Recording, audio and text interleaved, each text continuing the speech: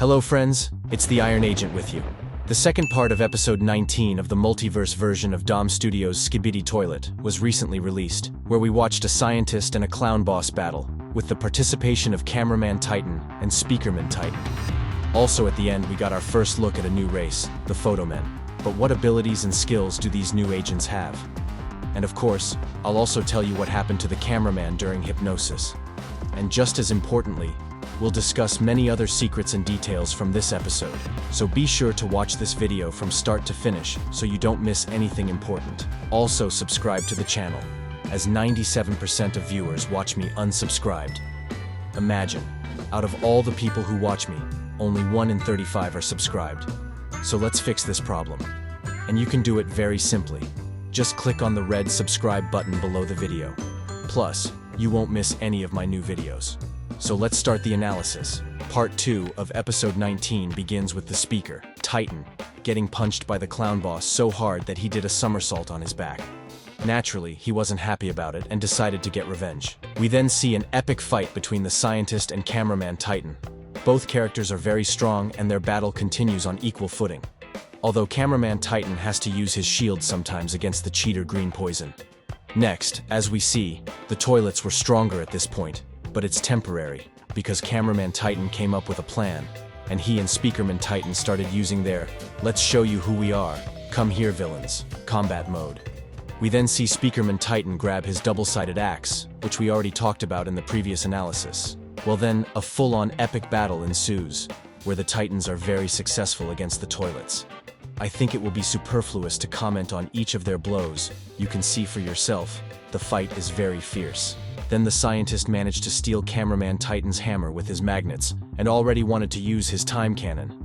But Speakerman Titan didn't let him do that, and then roasted him with his flamethrowers. Suddenly the clown changed his head, and this time instead of his normal head, there was something that looked like a zombie. Cameraman Titan without his hammer couldn't fight back against this creature properly, but Speakerman Titan decided to help his friend and threw him his axe.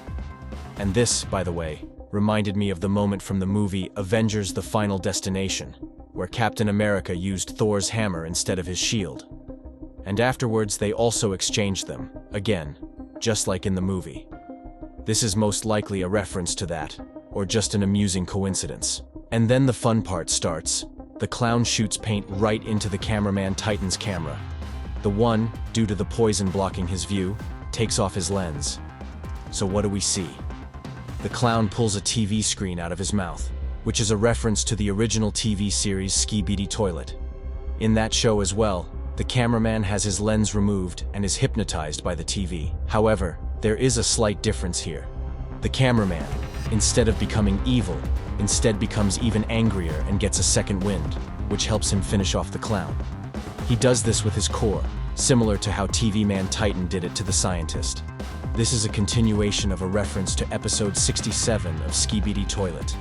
In that series, an opponent dies in exactly this manner when he tries to hypnotize the cameraman Titan.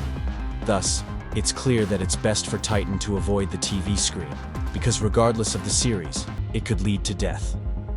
The cameraman then decides to kill the scientist himself and end the story once and for all. First, he warns the Titan Speakerman to leave, or he could be seriously injured. The impact proves to be strong, probably due to the red glow of the screen. Unfortunately, the scientist manages to teleport away, as Titan was unable to catch him with his chains. And this is followed by a reference to episode 65, Skibidi Toilet, where we are shown a huge number of poison clowns attacking the Titans, with the intent of destroying them. This is probably in retaliation to a trap set by the agents.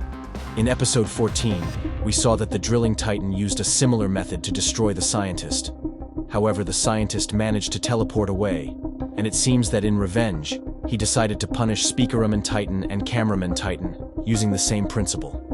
However, they were prepared for such a development, and had a special device that turns into a powerful shield. By the way, from the description below the video, it becomes clear that the trap would not have been able to destroy them, as it says, old tricks don't work anymore.